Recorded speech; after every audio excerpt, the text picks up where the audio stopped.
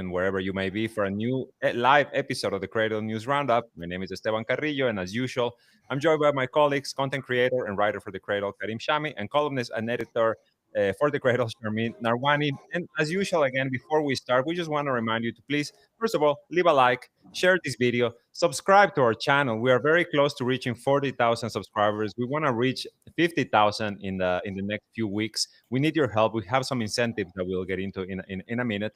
We also want to please ask you, check out our memberships. You can become a direct supporter of the Cradle. You can also send us direct donations here through the super chats, through stickers here in the YouTube chat. And as well, don't forget our Patreon, where you can also become a direct supporter of the Cradle. Many things to talk about today, as is always the case. Benjamin Netanyahu is in Washington, D.C., wanted war criminal with an arrest warrant from the ICC. He's going to meet with the U.S. president. He flew all the way. Nobody stopped him. You know, we live in this type of world today. There's no Oval Office meeting scheduled, only a dinner. So that's interesting. We can get into that in a bit. What can we expect? No press conference either. No press conference. There is a press scheduled to be present, I guess, before the dinner, but they call it closed press. In any case, we have also new information from Syria, new information from Lebanon, where the U.S. envoy is talking about making Lebanon great again. The BRICS summit this weekend, big news from there. Some very interesting statements as this massive ball keeps rolling forward. But before that, Charmaine, what are we offering for people to subscribe? What are we gonna do once we reach 40,000 subscribers? So at 40,000, we're going to start doing bi-monthly sort of short video deep dives, like explainers on things that we often hear from readers where they want us to go into a bit more detail. The first one will be on Israel's, I think, 8 layers of security defense, right? That and how they were infiltrated. So get us to the 40,000 subscribers, and we will start putting those out. At 50,000 subscribers, we will start doing interviews of the kinds of people that you folks have recommended in the past. As I said, we encourage the continued suggestions. We don't want the same talking heads that appear on a lot of podcasts, as wonderful as they are. We'd like to do something a little bit different, and we'd like to be geopolitically focused. Though from time to time, when something hot is happening in a West Asian country, we will bring in guests who can give us explainers on those details. So 50,000 is critical and 40,000 is critical. We are so close to 40,000 right now. We're only about 700 and change subscribers from the 40,000 figure. So please help us get there. Guys, I don't know if there's anything in particular you want to start with. If not, I would like to talk about very briefly about this new Financial Times report that came out yesterday. I don't know, Karim, if you have the image of the Gaza reconstruction plan. I do not know, and this is truly one of the most repugnant things I have seen in the past few weeks, and that's saying a lot, especially given, everything that we have heard about the Gaza Humanitarian Foundation, all the statements that keep coming out. For the first time this weekend, Haaretz had a report in which they are talking to Israeli soldiers, not reservists anymore, but rank and file, and, they feel just so bad. They feel just so bad about killing so many Palestinians, but this is the most repugnant thing. 10 mega projects for Gaza. This is a Financial Times report that talks about Tony Blair's back in the news, guys. His foundation, his institute, whatever you want to call it, that was working with the Boston Consulting Group. Now, let's remember that the Boston Consulting Group, this U.S. firm, had helped develop a plan, a model to ethnically cleanse Gaza in the most efficient way, right? In the most cost-effective way. This is how they talk about it. They worked on it for about a year. Now, apparently, the Tony Blair Institute was working alongside them, and they developed this map and plan to rebuild Gaza, the site of the modern-day Holocaust, into a city of the future, modeled after Dubai. And you have the Elon Musk smart manufacturing zone. You have the MBS ring and MBZ Central Highway. You have the American data safe haven. You have a new airport. You have Gaza Trump Riviera and Islands. You have, we're talking about a mass grave when we're talking about Gaza. When cleanup starts, you're gonna find, so many more bodies than the ones that have already been recovered by the Gaza Health Ministry and first responders and everyone else. And yet, these institutions, at the behest of Israel, of course, Israeli investors are the ones paying for all of these models and the involvement of these firms to essentially develop a plan for Trump's Riviera plan, right? We remember the AI video from a few months ago that shocked everyone, for its blatant disregard for human life. And now you have this that my first question about this is, who is going to inhabit Gaza? Who is going to inhabit this city of the future? Because I promise you, it's not going to be the Palestinians, right? Because these models are essentially there to ethnically cleanse the strip.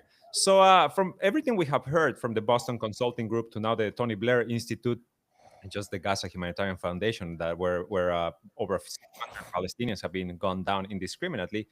What do you guys make of this city of the future of the Gaza Riviera plan and the involvement of these firms? First, I think it's not far from the West to such a thing. They already did it. They already ethnically cleansed Native Americans and made cities and made like monuments where they يعني the people that were there. Yeah, they cleanse the indigenous and then There's they build other monuments on top. yes, and Yeah. they put monuments on top. So it's for them, it's easy to think about such a construction or a huge project. And Australians did it, and France and Belgium, everybody did it. So for them and their thoughts, maybe they are doing something good for this region. Because when we hear Trump talking about it, when he talked about it like 2 months ago, as if it's like something very positive.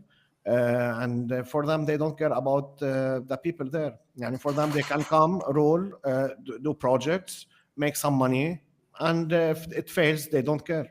Take the offshore gas fields, etc. We know Gaza has a gas. I don't know. What do you think, And Charmaine? the best thing is that they will name the roads Mohammed bin Salman and Mohammed bin Zayed, and this will give them money. And we know that Yeah. Mohammed bin Salman, the crown prince of Saudi Arabia, paid like 500 billion for Trump just to come and visit Saudi Arabia. So imagine how much he will pay for a road after his name. A highway. Yeah, A highway. I'm always warning you guys that these are U.S. constructs, mean nothing. They have 100,000 consulting groups in the U.S. Who are just paid a great sum of money to come in and put into sort of into words and in maps what decision makers are imagining.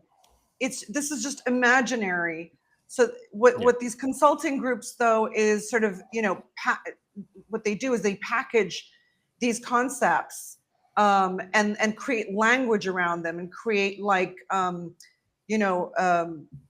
sort of 2-word phrases that capture people's imaginations. It's basically the first step in marketing an idea, but as we've seen in US construct after construct, from Build Back Better onto every version of that every US president has created, even IMEC, the India Middle East corridor, which is not even funded.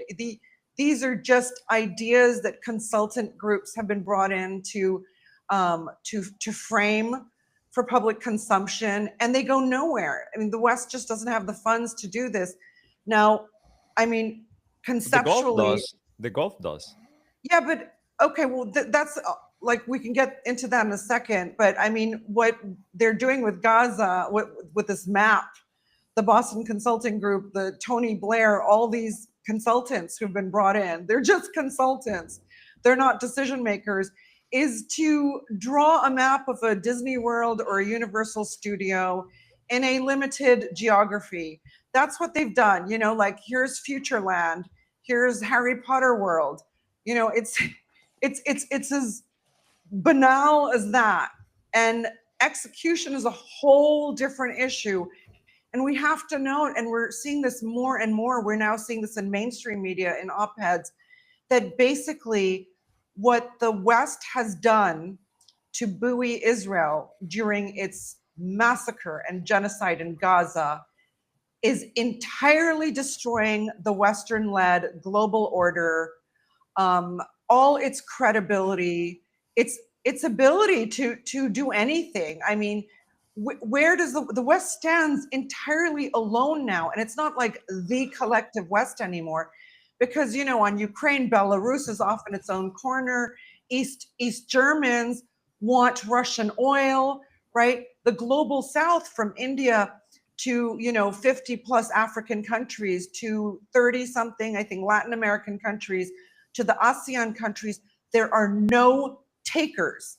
There are no takers on any of these projects, on any of these wars, on any of these sanctions. And it's really expediting the West's demise. As far as I'm concerned, let them draw maps galore and put them on paper. I mean, they exist in their bubbles. They think that there's, you know, that there's a palette, a global palette for things like this, at least within their elites that they sponsor and the media that they sponsor around the world. But it's not remotely palatable. And because they're in that bubble, they cannot see that this is destroying their very order. You know, the thing about what's causing a stir about these plans that were leaked, right? Because these were not actually meant for public consumption. These are meant, you know, for them to present to investors. Because, for example, this particular one, the one that the Tony Blair Institute was working on, they were talking about Amazon, Microsoft, the usual suspects, to come in and invest because, of course, you know, Gaza, city of the future. And about the incentives they were offering. They were talking about offering, I think it was $5,000 per Palestinian or something like that. And that this would save them money, right? Like the big discovery, I guess, that the Boston Consulting Group came to was that if we offer them money to leave, it's going to be cheaper than to subsidize them staying here. And we know, for example, right, like they talk about that this is going to be a strip built, I guess, for Palestinians. But then in the West Bank, at the moment, they're building tunnels for Palestinians, right? Like Palestinians all of a sudden cannot even go above the street. They need to, if they want to move around, the Israeli occupation forces are building tunnels. So we know what the design is here. And there's the Boston Consulting Group, as is the Tony Blair Institute, they're a bit up in arms that this got leaked because all of a sudden they don't look so benevolent anymore. So, you know, their hands aren't so clean as they wanted to pretend at some point. But in any case, this all comes in the context of Netanyahu's visit to Washington, where, you know, if you believe the Western headlines and you believe Trump's words, a ceasefire for the genocide in Gaza might be coming maybe as soon as this week. We know Hamas accepted a proposal last week. They said we looked at it positively, yet Israel said Hamas's demands are unacceptable, right? I think in particular it was about the aid, about the UN aid and their removal, their withdrawal from Gaza. Nevertheless, do you guys think a ceasefire is going to be announced at the White House? And do you guys think that Netanyahu is going to go for that? Personally, I think so, yes. I don't know if Sharmin agrees. You think it is? Yeah, because, to be honest, Trump, when he tweets, he does. When he tweets, he does. Well, I mean, he does and then he does not. Remember, Taco? What were you going to say, Sharmin? Again, I mean, I think Trump wants this, but the deal terms that are being offered, as we know them so far, are not acceptable by Hamas. I mean, Hamas has said, and I think the world would agree with this, we want a permanent ceasefire. Exactly. And they've even accepted months ago to take themselves out of the governance equation. So what's the problem here? I don't know. I think we just don't know what's on the table. If it is the deal terms, then no. You know, the deal terms that we've read about that come out in public, which often are not accurate, then no. If there's other things, if Trump basically, the reason he's not having a press conference with Netanyahu is because he's basically twisting his arm, in a room behind the scenes to say, you're going to sign on to this now, just for the sake of announcing a ceasefire. I think Trump is that superficial. He just wants to say, I got a ceasefire, even though he knows that the Israelis won't abide by it. I really think we're heading to, not just in Israel, but on the Ukraine front, we're heading to a place where if Trump wants to get something done, he needs to get rid of Netanyahu, he needs to get rid of Zelensky, bring in his own stooge, and sign whatever deal he wants that is acceptable to the other party, and then try to spin it to advantage. He can hire some American consulting groups to spin it to his advantage. But at this point, the Israelis are not going to give Trump what he wants, which is basically that file off his table so we can concentrate on China and his other plans. And Zelensky's not going to give him what he wants, which is the Russian-Ukraine problem off his table so we can concentrate on what he wants. Though, of course, in both cases, those wars are useful to him because ultimately Trump does have Russia and Iran in his sights. It is increasingly, and I think everybody knows it now, the BRIC, Russia, Iran, China, those are the three adversaries, the ones who are crafting and refining and framing the new multipolar order and how it needs to operate, where you can do business and bypass sanctions, where you can trade in non-Western currencies, where you do defense pacts and defense or strategic alliances, security alliances, energy alliances outside of Western capitals and without Western decision makers. All these things are possible, which is what brings us to BRICS ultimately and what happened there. Indeed. Before we get into that, we gotta get those likes up. You guys gotta help us with the algorithm. We need to get more likes here on this stream.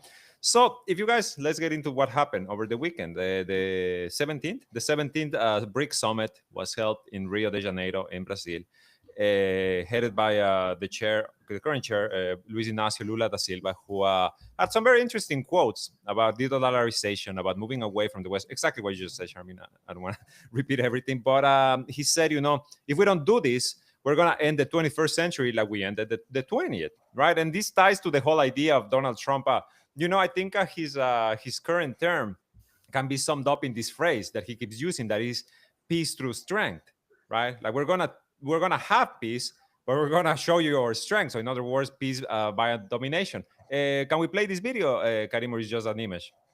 No, it's just an image. Okay, so this is he says that we need a new trade currency. The Malaysian Prime Minister also, what is his name? Malaysian Prime Minister Anwar Ibrahim. He called BRICS 2025 not merely a summit, but a historic turning point in the unfinished struggle for post-colonial justice. And he, ties it to the non-aligned movement, to the G77, well, to the global South as a whole, and backs Lula, right, in his call to keep moving forward, what we would call, I guess, economic independence, or just a different model, right?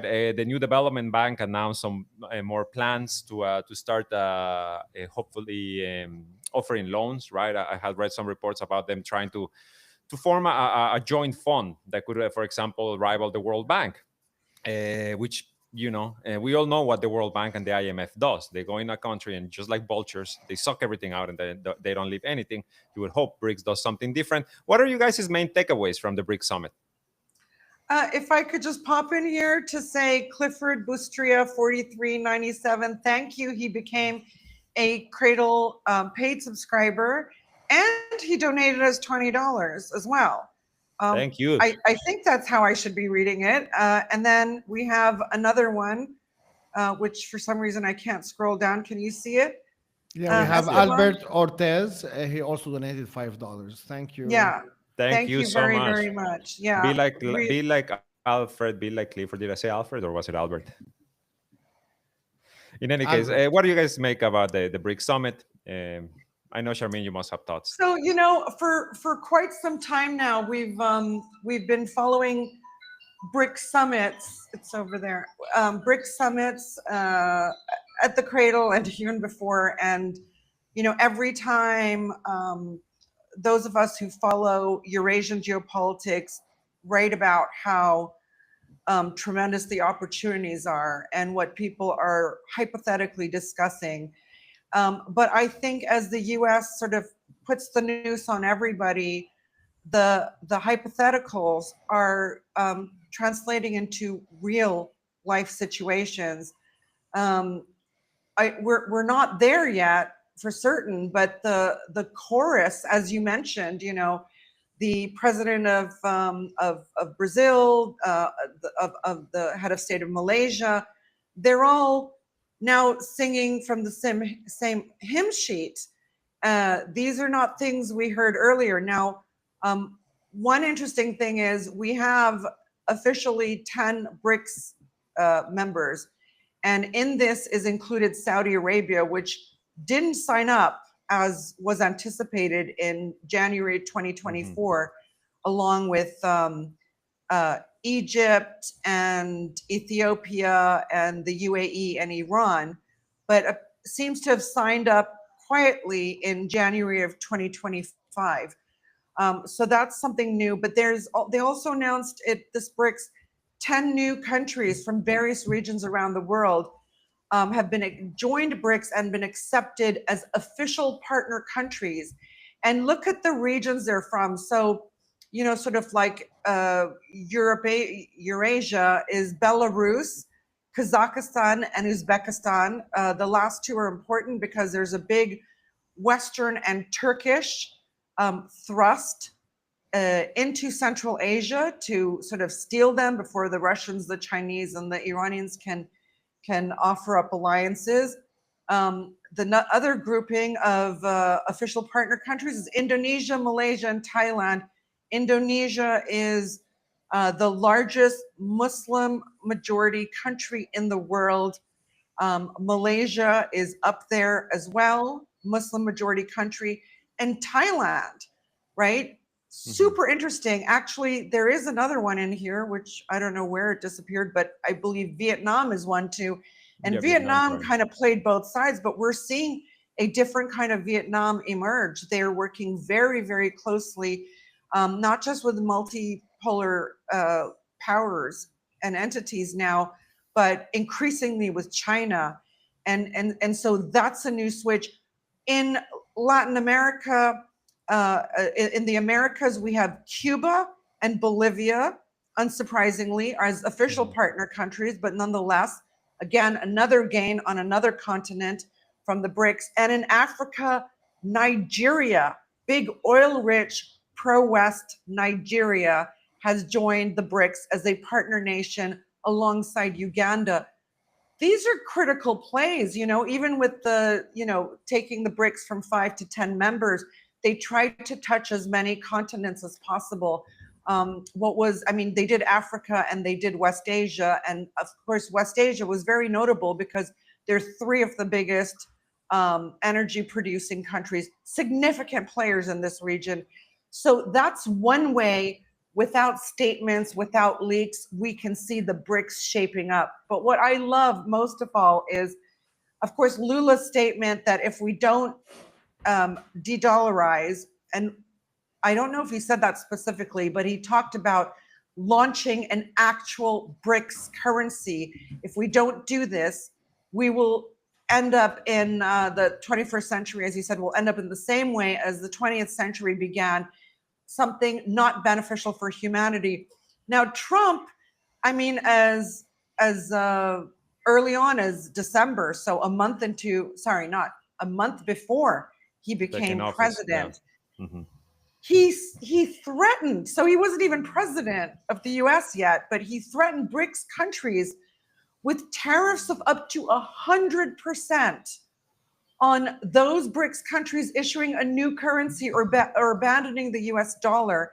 And one assumes that also means trading major commodities outside of the US dollar. And he said in December, quote, that these countries, and he targeted the BRICS specifically, should expect to say goodbye to selling into the wonderful US economy. Yesterday, of course, he discounted that by 90% on social media when he posted that any country aligning themselves with the anti-American policy of BRICS will be charged an additional 10% tariff. He went down. In just 7 months, he went down from 100% to 10%. And Well, that's right. where Trump is now. And I think the title of this podcast is going to be sort of about Trump being besieged, which we can get into later. But it's, you know, geopolitics, economics, war, domestic situations. The guy is caught up in these quagmires where there's no obvious way out.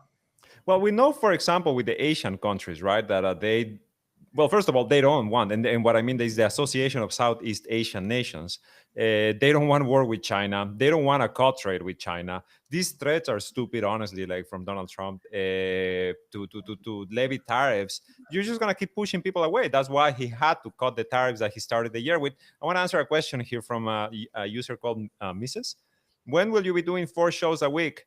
When we get to 60,000, maybe 70,000 subscriptions, we will continue to increase our output, but we need you guys' help. We also need more likes. You want more of us? When We I need clone more of your myself. likes. Go, what? Yeah, I want to say, like, that's something possible when, to be honest, it's not even how many likes and subscribers we have. No, it should It'll be. be possible when we're fully reader funded, and we're not there yet by quite a stretch. It's just this summer that we're launching more initiatives to drive donations because we would like to be fully reader funded. I just going back to, there was a little clip I watched over the weekend, and it was, I believe, a Goldman Sachs person who said, among other super interesting things, he said that China's trade with the ASEAN countries, and the ASEAN countries are not all in China's camp by any stretch, but China's trade with the ASEAN countries now surpasses the US's trade with all of Europe. Yes. So, you know, I mean, all these tariffs are doing the US no favors. But the other thing, you know, it's not just the people we mentioned, the heads of states we mentioned, but the Russians and Chinese also came in heavy at the BRICS, bringing some much firmer sort of clarity to things we had mostly surmised before. The Russian finance minister, and this is reported by our columnist Pepe Escobar, Silvanov, dropped a major bombshell about on the road to de-dollarization when he said the new development bank, or the NDB, can become the BRICS cross-border settlement hub. That's straight to the point, a sanction-proof alternative to SWIFT.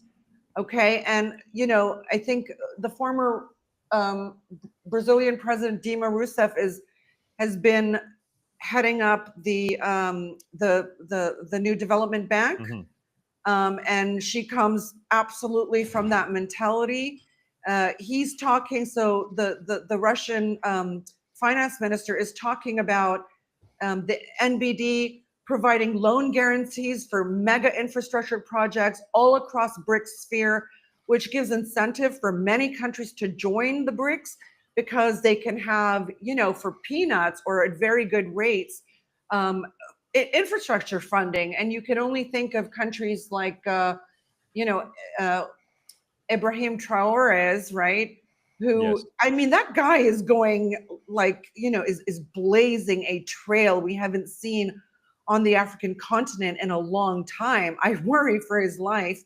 But you know, he's basically taken his gold back and using it to finance every development milestone that you know, a global South country has dreamed of. So the BRICS not only ratified this move to make the NBD a mega financier of infrastructure projects across all BRICS states. They set up a working group, which the Russian foreign finance minister says was a mere formality, meaning, more precise than ever before, that train has already left the station. So it's in process. And he said, you know, Pepe says China was particularly incisive because he claims Beijing has actually been working for quite some time behind the scenes to set up a BRICS-supported payment system. So it looks like all the key players of BRICS, you know, the leaders of it, are already signed up.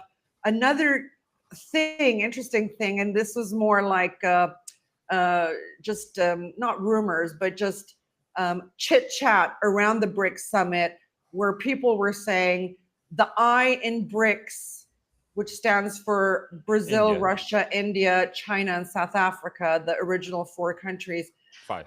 The I in BRICS No, 6. needs to be switched to Iran, because everybody senses that India is in a fence-sitting dilemma, and it's unable to move or unwilling to move for various reasons. So, a lot of shifts happening in the massive global south. I want to answer a question again. User called Mr. Esteban, can you say some lines from Scarface? Of course. For every $100 donation, I will do a line from Scarface. It's a very interesting. No, don't be so stingy. Why don't you say if he donates, you will do a line from I am going to be Scarface? stingy. I am stingy. What was I going to say? Karim, what is your take on all of these? On the, is there a post dollar future? Is there a post, World Bank, IMF, etc. future? I know you are the skeptic and a bit of the Yeah, because till now we don't see an alternative. Since like 4 or 5 years, people are talking about like alternative for BRICS, alternative for SWIFT. See this currency, but it never worked until now.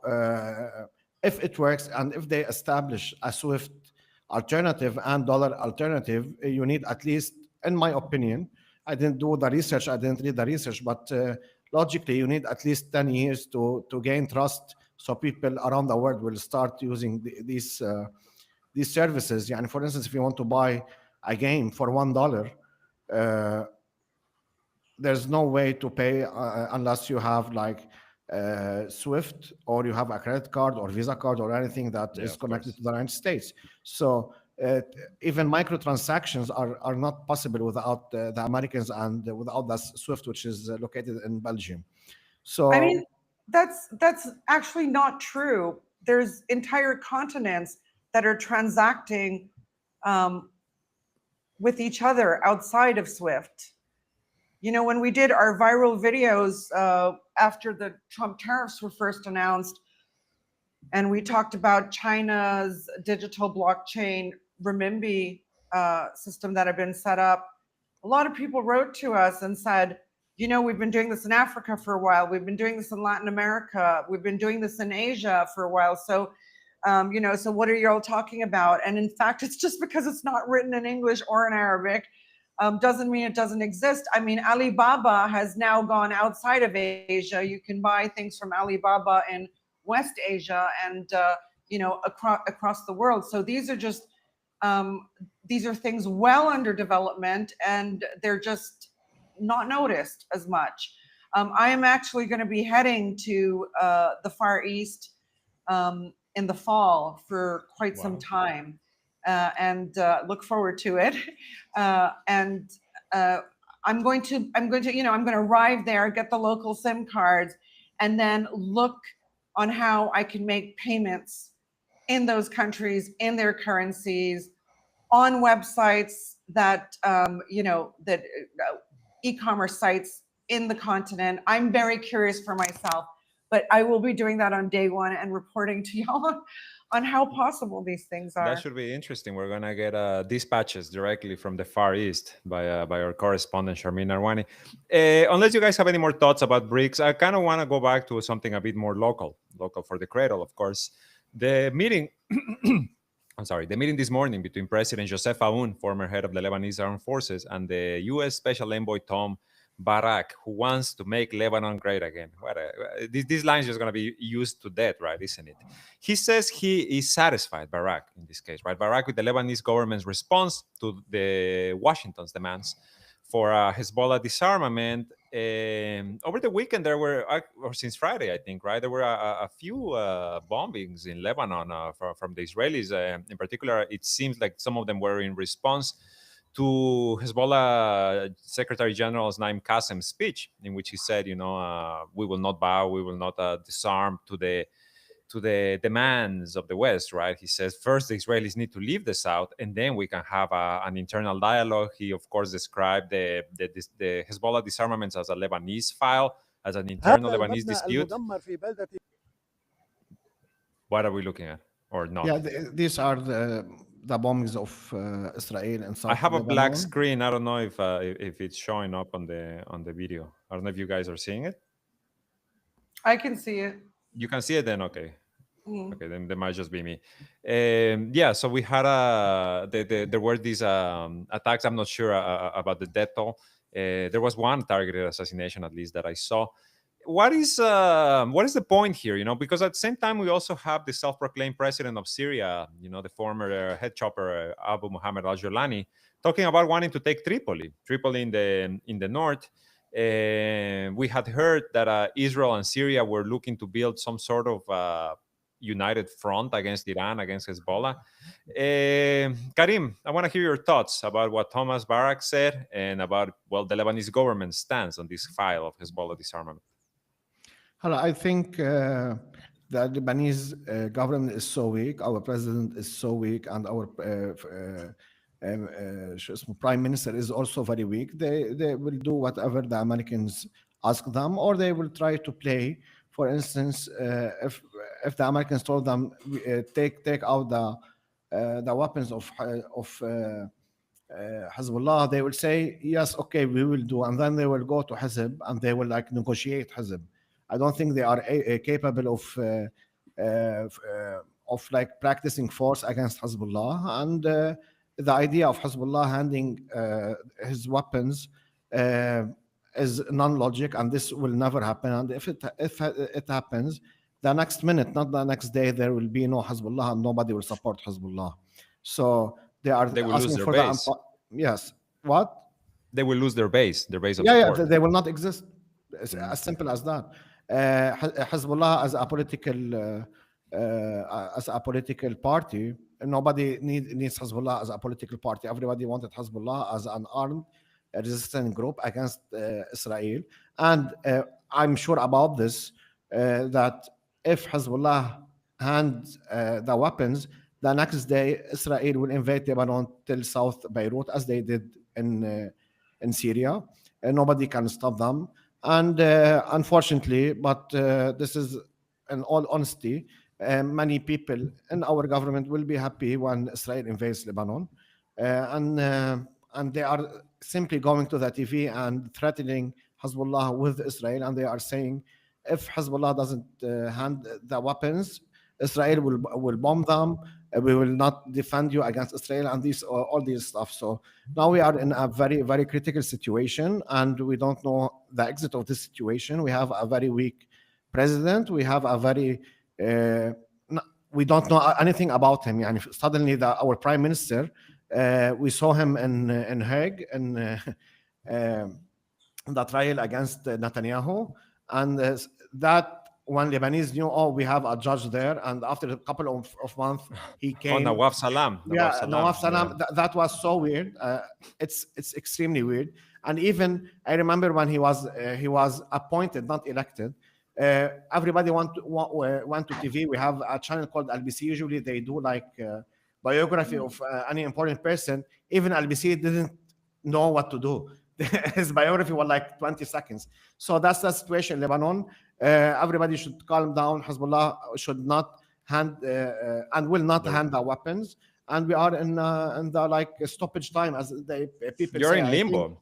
Lebanon is kind of in a limbo, right? Yeah, I think they will remain like this till next year, till the next elections, because I don't see any solution. Many people now in Lebanon think that after the period that the Americans put for Lebanon, which is like 1 week or 10 days, Israel will launch another war. So we have to wait and see. Yeah, we're looking at that possibility. I think we're going to have an article this week on, where will things go? Will there be another war? Because Israel, when it smells weakness or believes in weakness, it always hits.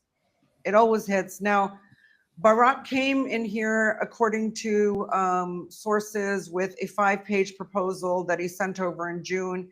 He came for the answer. What we heard today, Esteban, is that he said he was satisfied with what President Aoun told him today, and obviously Hezbollah's, well, not satisfied, but what did he say, Esteban? Well, Barak said he's satisfied by the response of the Lebanese government, and from what we understand, oh well, no, actually, he said unbelievably satisfied. I'm sorry for misquoting that. They're giving them a deadline. They're giving them a November deadline, apparently. But wait, before you go on, I want to thank Piano Man for their donation. Thank you so much, and Maddie Frank as well. She says, so grateful for the work of the whole Cradle team. Thank you so much. I want say hello to my little friend. We need money. We need more money. Go ahead, Charmaine, before I cut you off. So Barak says he's unbelievably satisfied with Aoun's response.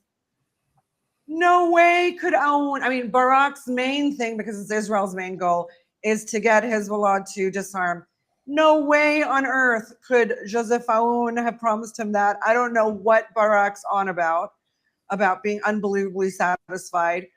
But we have a piece today by our Lebanon correspondent that is worth reading, for those viewers who have actually asked about what's happening in Lebanon now, and Barak being in Lebanon today. And, he basically says what's changed is previous U.S. envoys, even that Amos Hochstein, the Israeli, for all their meddling, took Lebanon's fragility seriously.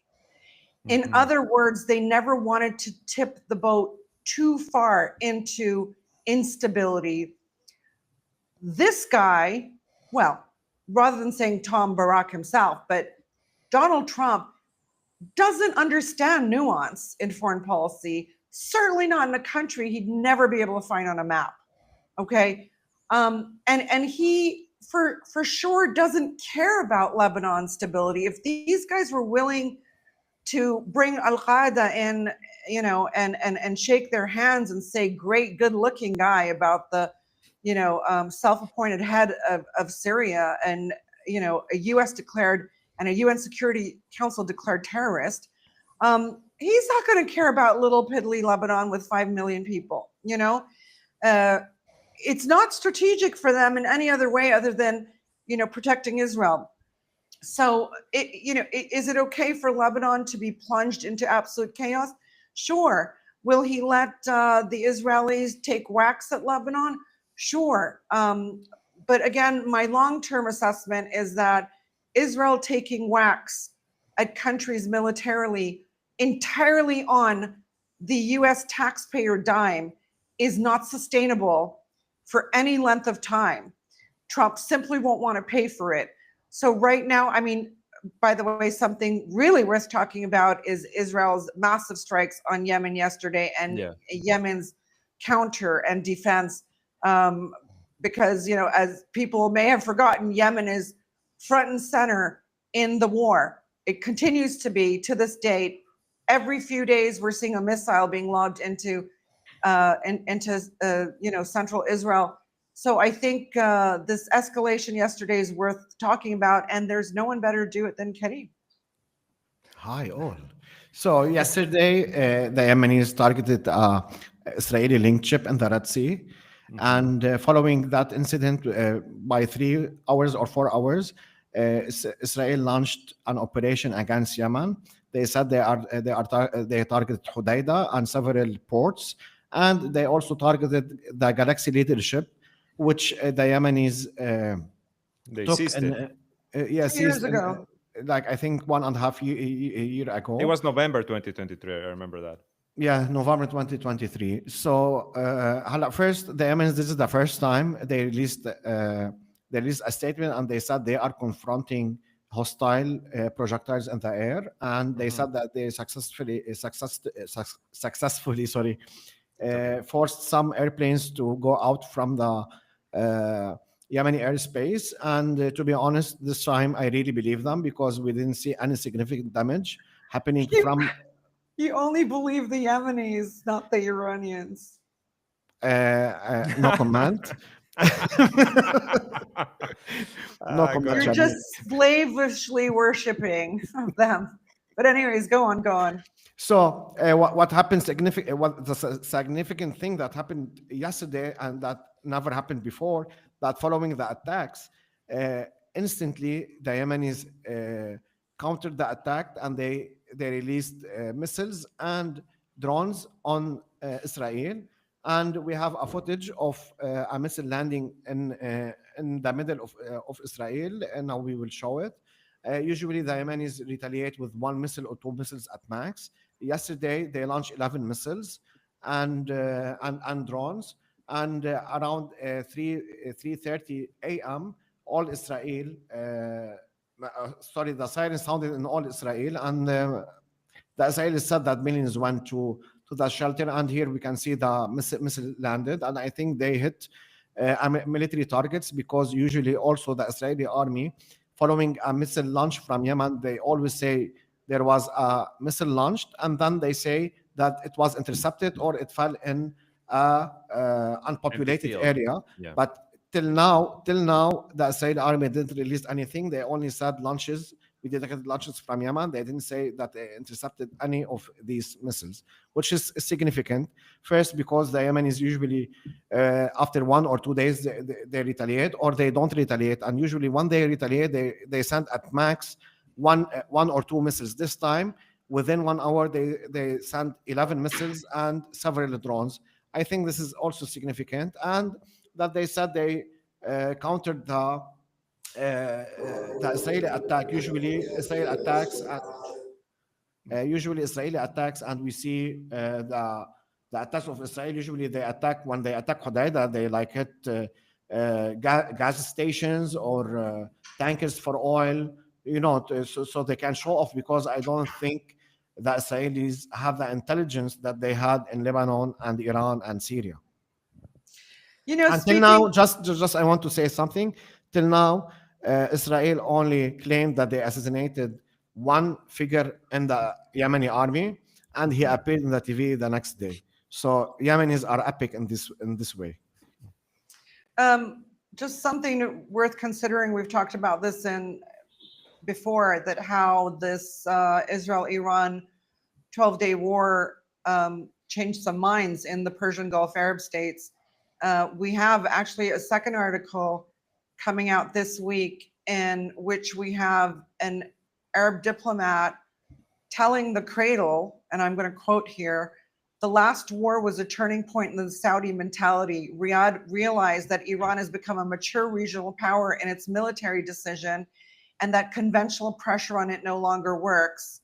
He added, "Saudi Arabia today realizes that its security can only be achieved through understanding with Iran, not by betting on Israel or even on the American umbrella, which seems more and more regressive over time." This is a calculation that is important. We're also getting a sense here at the Cradle that the Saudis are actually moving away from normalization. They're seeing, so it's not just realizing that that Israel delivered a very dismal performance in these 12 days. Nothing compared to what they thought Israel could do, plus with American help, right? That nothing has shifted in Iran. In fact, quite the contrary. There's been a massive popular shift within Iran in support of the Islamic Republic, the government. So now they're calculating that, obviously everyone's noticing Israel's rogue behavior, but now the Saudis are also dismayed about Netanyahu's government. He hasn't moved an inch. He's gone backward in terms of, the bottom line for the Saudis is a Palestinian state. And this Israeli government is moving further away from that, as we saw at the beginning of this podcast, Esteban, where you showed that map that the FT with American consultants and European ones have developed on how to depopulate Gaza and reconstruct Gaza. So the Saudis are realizing they can't do normalization, and Israel is going from bad to worse. So it's also understandable, because Iran is way more helpful to the Saudis because they're collaborative. The Saudis have seen Iran being collaborative and genuine partner, showing genuine respect in the few years since their rapprochement deal was brokered by Beijing. You know, people thought that wouldn't last. It has lasted. It has legs. And what they've seen is, well, gosh darn, if we want to get out of Yemen, which the Americans have not let us do, it's Iran that can broker a settlement, maybe under a Russian or Chinese umbrella. They also realize that China has gotten way more interested in the region since the Iran-Israel 12-day war because of the threat, basically an American threat, to cut off and cripple China's very vital energy supplies from the very vital Persian Gulf. So all of these things together explain why a country like Saudi Arabia will be recalculating. I mean, we've seen that Mohammed bin Salman, the crown prince, moved away after failing dismally in Yemen. You know, he just sort of threw up his hands and said, okay, let's focus on my economic plan. That's not going as well. Possibly, we know that they haven't gotten the kind of funding they need for it. I mean, substantially less. And could that have come from American promises that didn't step up when the Saudis decided to take a step away from Yemen? Meanwhile, they have a partner in Iran that could just help shut down the Yemen situation with the help of global partners, the new multipolar powers, Russia and China, settle Persian Gulf security. You know, there's just such a long line of things, of problems that have been there for decades that could be eliminated should the Saudis and Iranians decide to do this together. It doesn't mean, by the way, I think most of the other Gulf states would follow the Saudi lead. Certainly countries like Bahrain, which takes orders from Riyadh, the Kuwaitis and Omanis, who have had kind of, you know, their own foreign policy.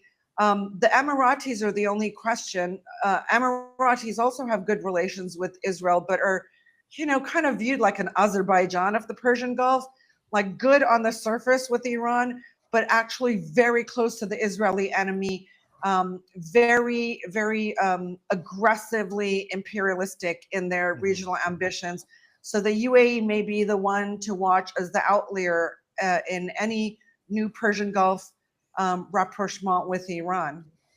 I want to ask you guys a question, and this relates to what you just said, Charmaine. In particular, you know, the scuttlebutt about Saudi Arabia maybe looking past a normalization deal with Israel, and because the big question mark in my eyes right now is Syria, is the Sharia government, which, by the way, we have an exclusive at the Cradle we published last week that I urge everyone to check it out. I also urge everyone to leave a like. We're still a bit low on the likes, so make sure to do that. We have an exclusive about how essentially the state, you know, what used to be the Syrian state at some point, has been replaced by a system of sheikhs, or sheikhs, however you want to pronounce it. You know, Sunni religious figures who are now have a final say in every matter across, you know, the Syrian the country of Syria, and also at the same time we have what's been happening over the past months, right? Like the massacre of Alawites in the coastal areas, the persecution of Druze, of Shia, of Christians. Now we have this offshoot group of Hayat Tahrir al-Sham. Hayat Tahrir al-Sham, you know, is Shara's organization, the one that is currently leading Syria. This group called Saraya al-Sunna that took responsibility for the Damascus mosque bombing, in which about 30 people were killed a few weeks ago. And also the Latakia fires, these wildfires that are ravaging the coastal towns where, you know, again, the Alawite massacres took place. They took responsibility for setting those fires. So you have, you know, I think Syria at this point can really be described as a caliphate. You know, this is the ISIS caliphate as it was originally envisioned, in a way, with the full support of the West, no more sanctions, IMF, World Bank, Gulf countries, Turkey. Everyone wants to have a piece of Syria now. That is, the you know, UK, the UK also. The UK, my God, you have the picture of David Lammy with Ahmad al-Shara at the same time as, you know, these 83-year-old priest, I think, or this 83-year-old woman in the UK gets arrested for supporting Palestine Action. Exactly. this, well, the head chopper in chief gets sanctions lifted, his terrorist designation removed, and everyone wants to be friends with him.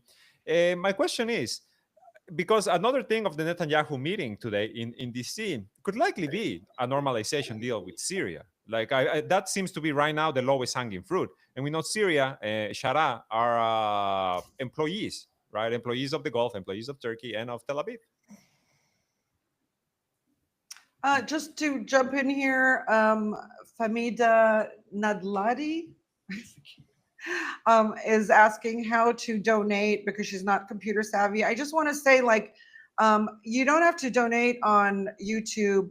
We also have Patreon as an option, but you can also just on the Cradle's website, you can click a donate button and actually just support us. Sorry, support us button and go directly to where you can transact with your credit card directly, so you don't have to join through other platforms. You can do directly the Cradle. So there are multiple ways to do this. David Sling, don't work, donated $5 now. That's it's why I was fantastic. Smiling. Yeah. Thank you. Yeah, David I know. Slings, I love the name. And by the way, don't forget, David Sling, don't work. If we get to 1,000 subscribers, we're going to launch the first of a video series. We're going to do like little deep dives on subjects that our readers are always asking about. And the first one will be, in fact, why David Sling doesn't work. Though not that specifically, it is Israel on Israel's 8 layers of security and how they were compromised, each one of them. So thank you so much for all of your donations. Thank you for the $5. Exactly. Thank you so much. Thank you for the likes as well, but keep hitting that like button if you haven't. What do you guys think about these what I asked you about Syria normalization? Is this going to be what Netanyahu leaves Washington with? And what does it mean for Lebanon? What does it mean for everyone else?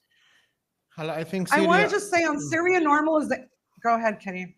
No, just we have to mention also that since 3 days, Israelis are expanding in southern Syria, and they released footages and pictures from new places that they occupied in Syria. Until now, we have zero statement from the Syrians, and I want the people to know that when you hear that the foreign minister or a Syrian official said that we are against of what Israel is doing, it's not from himself. Usually this comes when people ask him about it, if he's in a conference, but from their own, they never said anything. They only answered the question. They only answered the question. Yeah. That's one. And second, also, they also 2 days ago, they said that they went to houses of people in Syria and they interrogated people. And it was so fine for them. Yani Israel now is going and doing all of this. Should I refresh? No. We can see you, Charmaine. Did we freeze for you? No. Should I refresh or no? No, Charmaine, لحظة. Give me 10 seconds, Charmaine. Sorry, guys. Can you hear us? Did you cough and press another button, Kenny? No, Charmaine, you're fine. You're fine, Charmaine. You're good. Okay. You're good. You had some thoughts. Sorry, regarding the normalization, I don't think Al-Sharia now is. I don't think Al-Sharia is now in a situation to say no to anybody, including Israel, UK, France, Turkey, Saudi Arabia, and the UAE. He put himself in this situation because he's inexperienced. He didn't leave only one country to back him up, and there's each and every one country wants different things from him. So we will see what will happen. But again, yes, Charmaine, you're totally fine. It says my recording has stopped. It's okay. And it offers me the ability to refresh. Should I hit refresh? No, Charmaine, you're totally fine. No, Charmaine. you're fine. We can still see you. I think it must be something with your laptop. I'm not being recorded apparently, so just FYI. I think. Okay. So I'm going to hit refresh.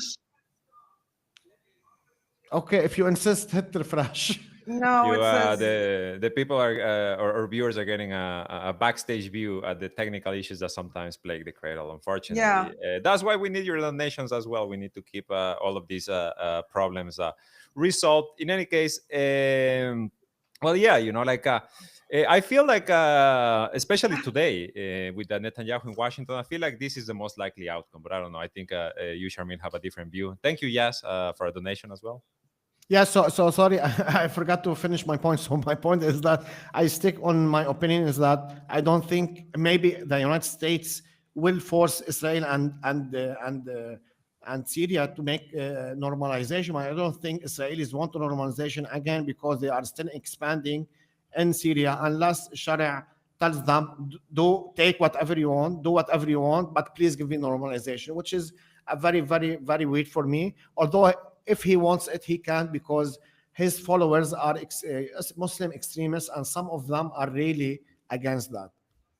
That, that's another discourse that has completely shifted in the world. So whereas, I view Gaza as being, or Palestine being the issue that is basically collapsing the Western-led order, Syria is just driving the knife in because this, several decade-long war on terror looks like a joke now, like a monumental lie, because we're seeing head of state after head of state, Western ones, um, you know, making a beeline for Damascus and shaking hands with the guy who the UN Security Council still declares a terrorist. Okay. And nobody's buying it. Of course, nobody's buying the Israeli, the Israeli Hasbara on Gaza anymore, for sure. But look at how many people, we don't shine enough of a spotlight on this. Look how many people don't believe the Western narrative on Syria. They're looking at it as a joke. And the thing about, you said all these people supporting Shara, all these different countries. The thing is, all these countries are actually at odds with each other. They're all very hegemonic in their aspirations. And when they get to a good place, which they have, having ousted Assad, they are now going to turn on each other because they want their voice heard at the palace in Damascus beyond all others. And we're even hearing now these past weeks that Qatar, who basically, what's it called when you pave the road money wise, basically finance Subsidized finance. HTS's rise and coming to power is obviously with Turkey being the political driver and Qatar being the financial driver. There's been, Qatar's very disturbed, according to reports we're hearing, because Shara's no longer listening to them. And so I think the Americans have, of course, as they always do, hijacked someone else's project and are calling the shots because they have so much more control over, SWIFT, for instance, global sanctions against Syria, etc.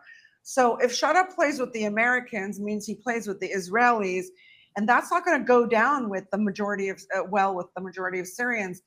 Plus, of course, the attacks on minorities and the sex slavery, and things like this are just creeping out. They're creeping out in mainstream media. Friggin' Reuters. Reuters, all of a sudden, they read the cradle from about 4 months ago. We have been reporting this for a while now. Yeah. And our correspondent in Syria is telling us now he's posted, he's in Syria now, he's posted literally the Alawi and minorities are now fully besieged on multiple fronts. Fully besieged, like no way out for them. And this is what the government of Syria is focused on. Imagine that this is what they're focused on. You can see the bedfellows so clearly. The Americans shooting missiles at civilians in Yemen, right? The Americans arming Israel to kill civilians in a mass genocide, right? Every day for almost 2 years now. What was I talking about? Syria. Oh yeah. Syria, the Syrians launching massacres against civilians. You can see who the bedfellows are. You can see that their ideologies, although they claim to be different, one a Salafist extremist ideology as defined by the West, the other a democracies as defined by the West, are actually completely lined up with each other. They favor hegemony above all else, and that means money and power above all else, and the end justifies the means. Those are the players we're seeing in the so-called democratic camp, all right, the Western camp, and yet on the Eastern camp or the global South camp or the multipolar camp, we are seeing restrained countries who use a mix of hard and soft powers to achieve their goals, prefer soft power, have real governance within their nations, actually, have 20-year plans and 50-year plans, and who cleave to international law, who still want the global order as defined by the UN Charter after the Second World War to define things moving forward, not the US conceptualized, the Western construct called the rules-based order. So Syria is squarely in the Israeli and the American and the British camp. And we can all see that, the emperor is in fact naked. Completely naked. Guys, please hit that like button, share this video, subscribe to our channel. Karim, I sent a link to our chat because I want you to put it up because I want to hear your guys' thoughts about this. This is one of the most read articles we had over the past week, and it's actually about Cyprus, in which the opposition party has said that has raised alarms about how many Israelis are not just arriving to Cyprus, but buying up land, building up synagogues, building up Zionist schools, gated enclaves. They are building gated communities in Cyprus. They are warning that this is exactly settlements in all but name. This is how the opposition party in Cyprus has said. We know Cyprus has been used as a launching off point for attacks in Gaza, for intelligence gathering. The British have a base there. But since the start of the genocide, the attacks from Yemen, the attacks from Iran, etc., you have this huge number of Israelis who are leaving the promised land, not really, keen on defending it. And many are ending up in Cyprus. Remember, a few weeks ago, we had a story about them taking yachts, like just fleeing in yachts, paying tens of thousands of dollars for a yacht to Cyprus. And, is Cyprus part of greater Israel, first of all? Second of all, isn't Cyprus also occupied in the north by the Turks? Is this going to, create some friction? What do you guys think? Yeah, I mean, the Israelis they're fleeing Israel, okay? But they're not just fleeing, they're actually buying property. I mean, this isn't necessarily, by the way, to live in Cyprus finally, because they're not legally allowed to without going through the paperwork, etc. And I think Cypriot officials have enough pushback to not make this okay. Let's call them for what they are. They're Israeli refugees, all right? The West calls us refugees when we live in a different country. They're Israeli refugees, but also, there's been reports during the last, since October 7th that there's capital flight from Israel, not just big corporate money and big retirement fund money and things like that, but actual individuals who are worried about all their life savings remaining in Israeli banks. And one of the things people do in situations like that is buy property or buy gold so that the principal remains, right? The value remains somehow. And so we're seeing that. But anywhere you suddenly overnight have a flood of tens of thousands of Israelis, and we see from social media videos how rude they are wherever they go, right? They are the chosen ones, They can be rude. So that's not going down well in Cyprus. I mean, I remember from the time that Hassan Nasrallah, the late Secretary General of Hezbollah, said, if you launch missiles at us from Cyprus, we will hit Cyprus. And what he was talking about is the UK base, military base in Cyprus, which doesn't actually belong to Cyprus. During Cyprus' creation as a state, the British were allowed to basically own that it's sovereign British territory, that military base. It is a huge US forward operating base as well, and has been for many years. And as a result of Hassan Nasrallah's threat, instead of Cypriots getting mad at Hezbollah, they actually turned their ire on the Cypriot government and said, shut this base down. We don't want trouble. So I think there's a lot of pressure in Cyprus now from this huge influx of Israeli refugees, how they're buying up things, and the fact that they don't want them there. They don't want to be involved in the West Asian war that's created entirely by Israel. What do you make of the Cyprus situation, Karim? We know that since the 70s or late 60s, there's two locations occupied by the UK in Cyprus, in southern Cyprus. Of course, the Greek, they don't say they are occupied, but the UK can do whatever it wants there. This was a result following the invasion of northern Cyprus by Turkey. And now, just to people to know, Cyprus is divided into two countries, north and south, and each has its own capital and own passport. So currently, we in the world we have two sides. You have to take a side in this in what's happening in Gaza and with Israel. The Greek government and the Greek people, I think they totally side with Israel, and they have no problem with Israelis going there, because for them, Turkey and Israel are rivals or are enemies, although they are not. Of course, spoilers. So they love the Israelis, as we see between India and Pakistan. The Pakistanis hate Israel, and the Indians love Israel. And for me, it's as simple as that. It's not political. It's also shaped by the community and the people, and not only the government.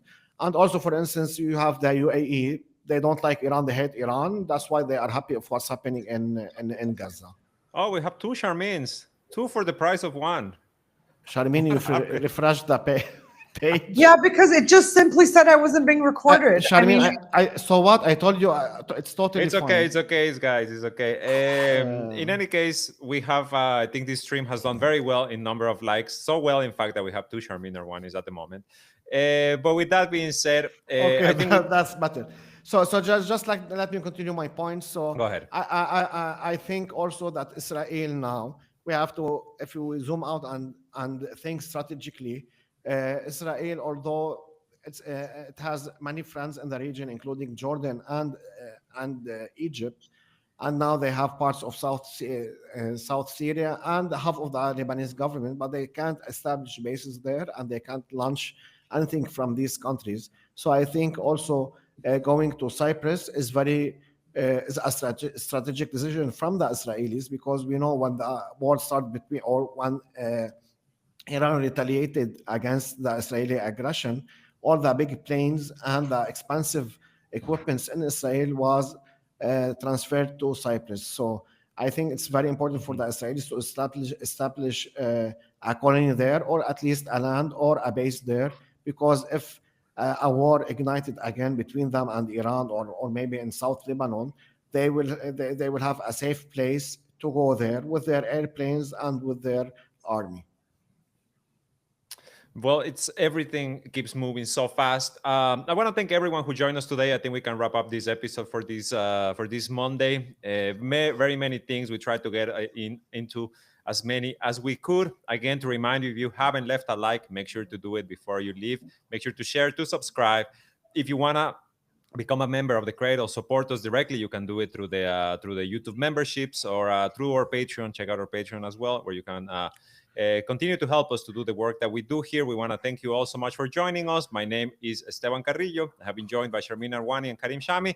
We will see you on Thursday. And don't forget, once we reach 40,000, we have more videos, more content coming out. Once we reach 50,000 subscribers, we will start doing interviews. Thank you so much, and we'll see you on Thursday.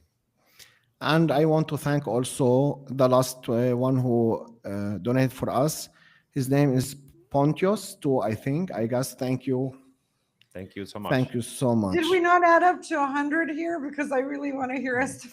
No, I said 100 donation on its own. Oh, on its own. God, Yes. You're tricky. Hey, I want us to make some, you want us to be reader funded. I'm trying to do that for us. Okay, guys. We'll okay, thank you. Thank you all. Hope to see you, I think, in Thursday. 3 days, on Thursday. Yeah, guys. Bye-bye.